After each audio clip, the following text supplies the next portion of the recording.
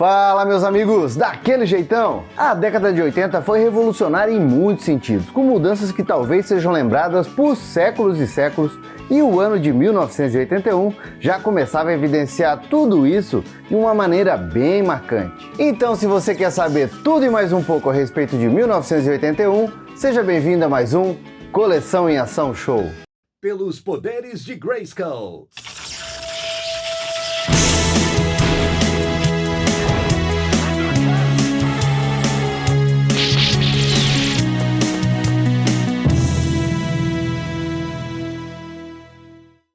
E chegando em 1981, a década oitentista começava a engatear. E claro, muita coisa legal começou a acontecer. Mas, se você está chegando agora aqui no canal, eu só quero avisar que a gente vai fazer uma viagem completa por toda a década de 80. Então, no final desse vídeo, já nem perde tempo e bora conferir tudo o que aconteceu em 1980, que o vídeo já foi lançado aqui no canal. E tá muito legal também. Então agora, bora para 1981. Aperta o botão do tempo aí, Team Blue.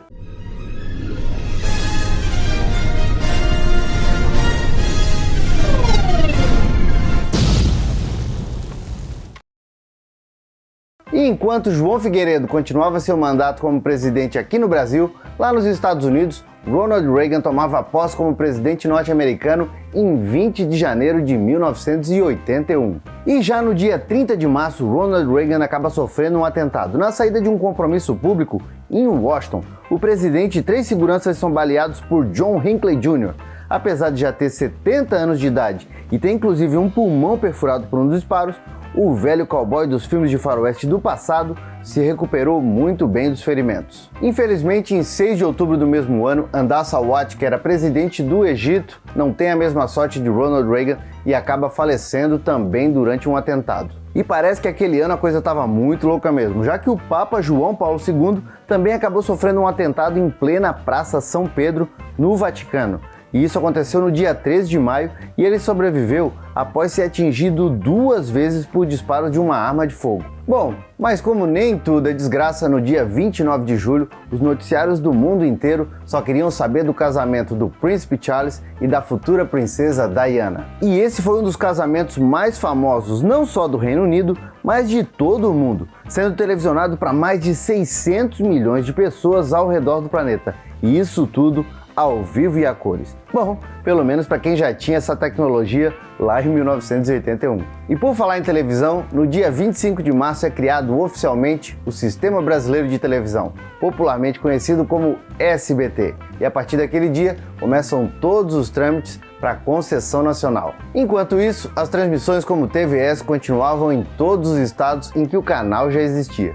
Até que no dia 22 de agosto entra no ar a primeira transmissão nacional do SBT, justamente com o discurso do próprio Silvio Santos após assinar o contrato de concessão lá em Brasília. As primeiras exibições nacionais foram do programa O Povo na TV e o restante do dia foram preenchidos por vários desenhos animados, principalmente do Popeye e do Pica-Pau. E durante o restante do ano, o SBT preencheu a programação com desenhos e filmes. Os desenhos, é claro, passavam quase que na totalidade dentro do programa O Show do Bozo, que tomava a semana inteira do SBT, não só de manhã, mas também no período da tarde.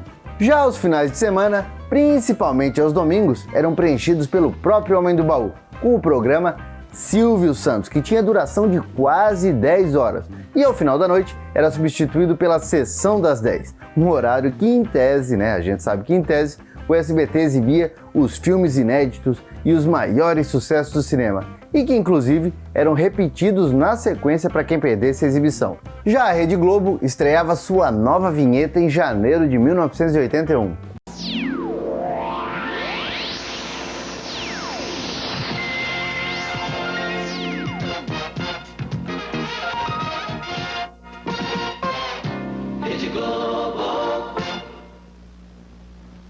E no início desse ano, no horário nobre, a emissora carioca passava a novela Coração Alado, que contava a história do escultor Juca Pitanga, vivido pelo Tarcísio Meira, que depois que passavam a perna nele durante a venda de algumas obras, saía do interior de Pernambuco junto com a família para encarar o Rio de Janeiro. E logo a novela Coração Alado foi substituída pela novela Baila Comigo, com a história do Manuel Carlos. E essa novela foi um sucesso absoluto no horário nobre da Rede Globo e inclusive passou em vários países. E no dia 9 de março, uma segunda-feira, estreava o humorístico Viva o Gordo, programa comandado pelo Jô Soares e que foi um grande sucesso por anos na televisão brasileira. E sabe o que estreava na telinha da Globo também em 1981? O nosso querido Supercine.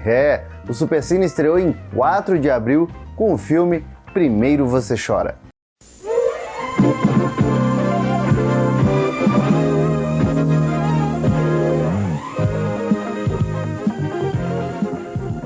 Bom, e se hoje em dia, o Supercine tá bem jogadão, o pessoal joga aí pro meio da madrugada, só passa filme B, aquele tipo de filme, um homem, uma mulher, uma trama envolvente, que a gente sabe que é um monte de filme C e filme D, naquela época o Supercine só passava filmão.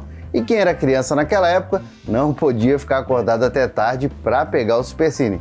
Em compensação, tinha uma programação muito legal nas tardes de sábado da Globo. Neste sábado à tarde, muita ação e aventura na Globo. 3:50, Harry, Skip e Mel vão para a selva da Birmânia tentar recuperar o velho avião de bombardeio. Operação Resgate. Logo depois, Steve Austin procura filmes americanos secretos perdidos na África. Operação Salvamento. Uma super missão para o homem de $6 milhões. A seguir, dentro e fora das telas, as aventuras dos maiores cães de Walt Disney. Disneylândia 81. Clássicos em desenhos, filmes de muita ação nesta tarde de sábado na Globo. Quem não começou o ano muito bem foi a Record, tudo porque o Silvio Santos, com a criação do SBT, entregou a concessão lá da transmissora carioca e ficou como sócio minoritário da parte lá da matriz de São Paulo. Mas isso também só durou até o final de 1981. E aqui começa a fase de declínio da Record. Porém, entretanto, todavia, naquele ano a emissora ainda continuaria fazendo a alegria da criançada, exibindo diariamente os animes Speed Racer, Fantomas, Sawamu e A Princesa e o Cavaleiro. Clássicos da animação japonesa que inclusive tem um vídeo só deles aqui no canal. E a Record foi a emissora que trouxe para o Brasil o anime Patrulha Estelar. Porém, a gente sabe que o anime foi exibido por pouquíssimo tempo, já que o incêndio no edifício Grande Avenida no centro de São Paulo tomou os noticiários naquele ano. E essa tragédia, além de vitimar 17 pessoas e ferir outras 100, ainda destruiu a transmissora paulista da emissora, que ficava no alto do prédio. E isso aumentou em muito a crise da Record. Uma tragédia em São Paulo, 17 mortos e quase 100 feridos no incêndio de hoje no prédio de 20 andares da Avenida Paulista. Faltavam 5 minutos para o meio-dia, quando o incêndio começou aqui, na parte de baixo do edifício Grande Avenida, na Avenida Paulista, número 1754, importante centro comercial e bancário de São Paulo. Já a Bandeirantes jogava justinho e apostava em séries como Perdidos no Espaço, Os Imigrantes e a série clássica do Tarzan de 66, que era vivido pelo ator Ron Ely, que inclusive já tinha sido exibido em várias emissoras nos anos anteriores.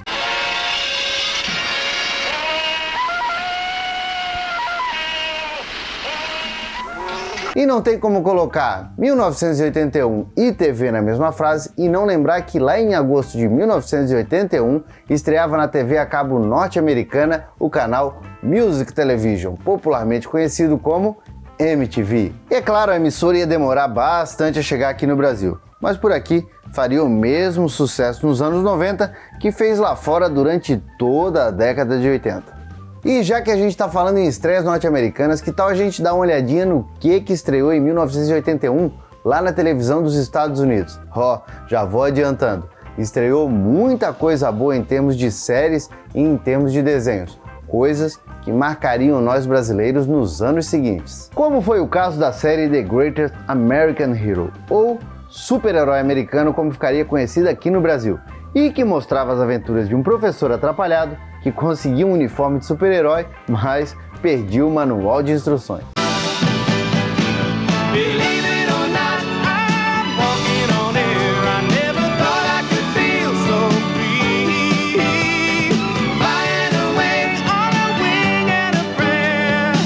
Também estreou a série Mr. Merlin, conhecida aqui no Brasil como Merlin o Mago, e a série Dinastia, que anos depois chegaria ao Brasil como uma grande aposta da Bandeirantes para bater de frente com a série Dallas, um dos maiores sucessos da Globo. E o que falar então da série The Fall Guy, que viria a ser conhecida anos depois por nós brasileiros como Duro na Queda, a série que mostrava as aventuras do dublê Colt Seavers, vivida pelo grande Lee Majors.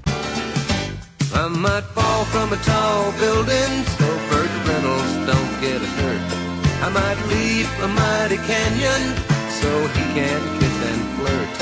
While that smooth talker's kissing my girl, I'm just kissing dirt. E surpreendentemente, quem também voltava à televisão norte-americana em 1981 era o jogador Brett Maverick, vivido pelo lendário James Garner. E essa volta ao papel do jogador do Velho Oeste surpreendeu bastante os norte-americanos, já que James Garner tinha dado vida ao anti-herói entre 1957 e 1962.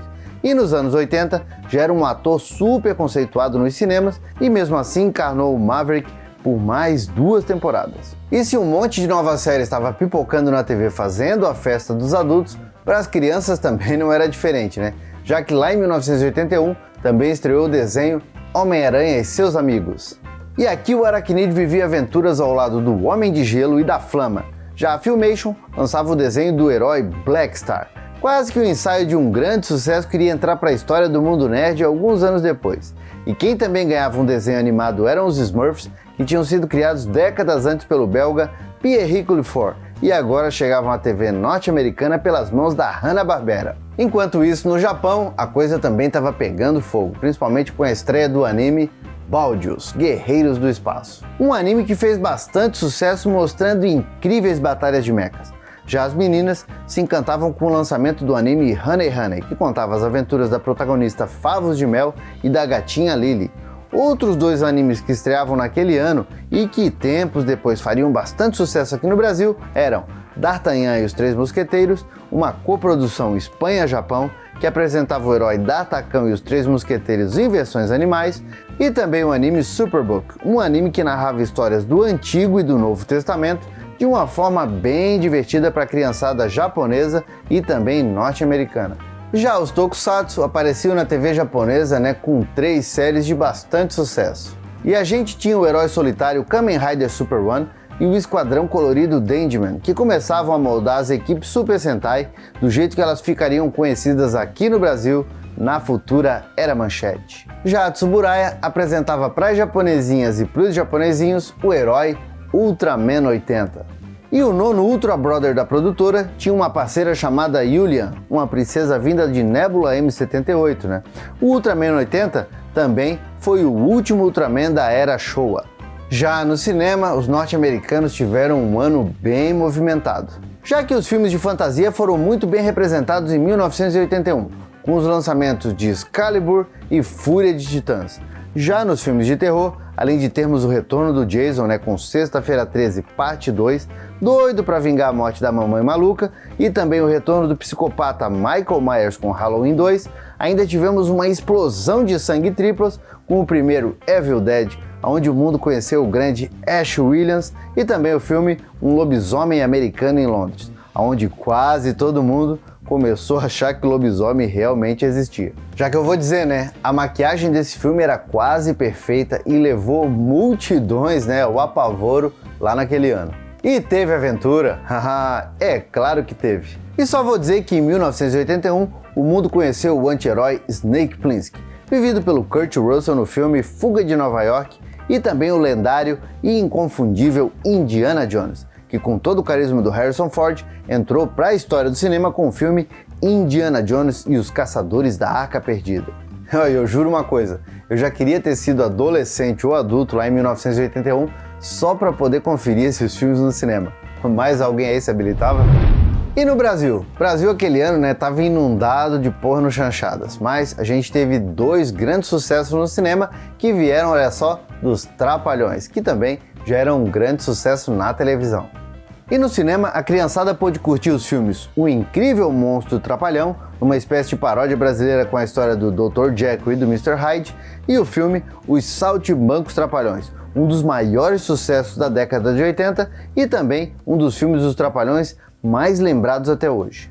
E olha só que curiosidade legal, todo mundo que é fã do Mad Max, né, e eu garanto que todo mundo que conhece lá os anos 80 gosta do Mad Max, sabe muito bem que o herói teve inúmeras cópias lá no cinema norte-americano e também no cinema italiano. Mas vocês sabiam que em 1981 o Brasil também entrou nessa jogada aí de plagiar os filmes do Mad Max? E isso aconteceu com o filme Abrigo Nuclear, uma produção baiana que mostrava um futuro onde a Terra tinha sido devastada por uma guerra nuclear, vivendo nos subterrâneos e tendo, a humanidade que lutar contra um ditador maluco, ainda tentando impedir uma nova explosão nuclear. Bom, e que tal a gente dar uma olhada em outras coisas que aconteceram em 1981, como por exemplo, os esportes e a tecnologia? Pois foi em 1981 que o mundo conheceu o primeiro computador pessoal, quando a IBM lançou o 5150 PC, que custava a bagatela de $1.565. Eu falei dólares. E por esse precinho, camarada, você levava só a carcaça, porque se quisesse levar o monitor, quisesse levar o drive de disquete, daqueles disquetões bolacha, e levar o disco rígido, aí tinha que largar mais uns 3 rins. E no dia 12 de abril, a NASA fazia o lançamento do Columbia, o primeiro ônibus espacial. Agora, a NASA podia fazer inúmeros lançamentos tripulados com uma nave, digamos assim, irretornável, o que além de baratear demais as investidas espaciais, também iria permitir mais lançamentos anuais de 1981 em diante. E tudo isso foi muito legal, tudo isso foi muito divertido, mas quem lembra dos anos 80 aí, da década de 80, vai saber aí que teve coisa, que não foi tão boa assim. Então, a gente vai ver aí nos próximos vídeos, dos próximos anos, que a NASA também teve seus dias ruins por causa dessa popularização dos ônibus espaciais. Já nos esportes, naquele ano, enquanto o Grêmio foi o campeão do Campeonato Brasileiro, tendo São Paulo como vice, o Flamengo de Zico foi campeão mundial no dia 13 de dezembro, ao ganhar do Liverpool da Inglaterra por 3-1. Já no automobilismo, Nelson Piquet também fazia a alegria dos brasileiros ao se tornar campeão mundial de Fórmula 1 pela equipe Brabham. Um feito e tanto para o Brasil, mas que não seria o último, a gente teria vários ainda na década de 80. Mas isso fica para os próximos vídeos. E aposto que todo mundo, que era adulto lá em 1981, queria domar um Chevette SR 1.6. Bom, pelo menos essa era a ideia que a propaganda passava.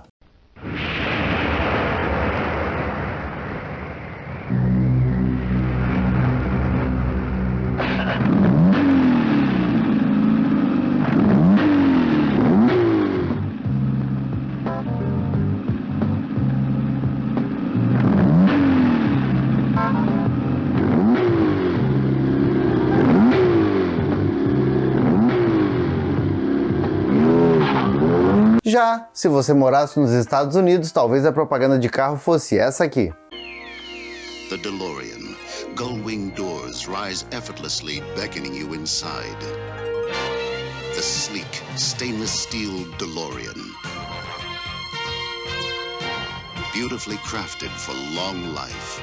Mal sabiam eles o que os anos 80 ainda tinham reservados para o DeLorean de MC-12, diz aí. E no mundo dos videogames de 1981, a Atari continuava dominando o mercado doméstico com o Atari VCS. Com as conversões domésticas de 2 títulos famosos do fliperama, Asteroids e Missile Command. E a Activision lançava os ótimos Freeway, com a galinha suicida que tentava atravessar uma avenida movimentada, e Kaboom, e que bombas eram atiradas por um malfeitor e deviam ser coletadas pelo jogador antes que atingissem o chão e explodissem.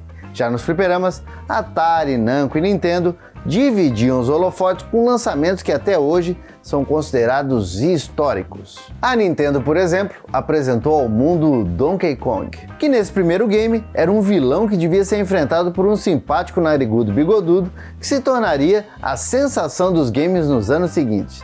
Já a Namco chegava com o game Galaga, no mesmo estilo do Space Invader, mas com a jogabilidade bem mais viciante. Enquanto isso, no Japão, a Sega começava os testes do SG-1000, um videogame que seria lançado anos depois sem muito sucesso, mas que seria o antecessor de um projeto que faria parte dos pilares que mudariam a história dos videogames ao longo da década de 80, principalmente aqui no Brasil. E claro, toda essa evolução vocês vão acompanhar aqui no canal Coleção em Ação Show, já que a gente vai fazer uma viagem completa por todos os anos da década de 80. Bom, meus amigos, por enquanto era isso, né? Espero que vocês tenham gostado dessa viagem por 1981. E a gente ainda tem mais 8 anos para visitar aí pela frente. Então, eu dependo de vocês para que a gente continue colocando combustível na máquina do tempo. Não está inscrito ainda no canal? Se inscreve aqui e já badala o sininho, porque assim a nossa viagem é garantida para o passado 2 vezes na semana. E aproveita, já conhece as nossas redes sociais, tem coleção em ação para todos os gostos. Também tem o nosso site especializado em coleções de brinquedos dos anos 80. E além disso, toda segunda-feira eu tô junto com a galera do MachineCast no podcast mais maluco, porém mais nostálgico da podosfera. Disponível nos melhores agregadores de podcast da internet. Tô esperando vocês lá. Por enquanto, eu vou deixando meu abraço, dizendo que a gente se vê no próximo vídeo e valeu! E esses são os membros Felpudo Gold do canal. Muito obrigado por acreditarem e ajudarem a preservar a memória do passado. E aproveitando, vem ser um Felpudo Gold você também. Aperta aqui no botão Seja Membro para mais informações de como ajudar o canal.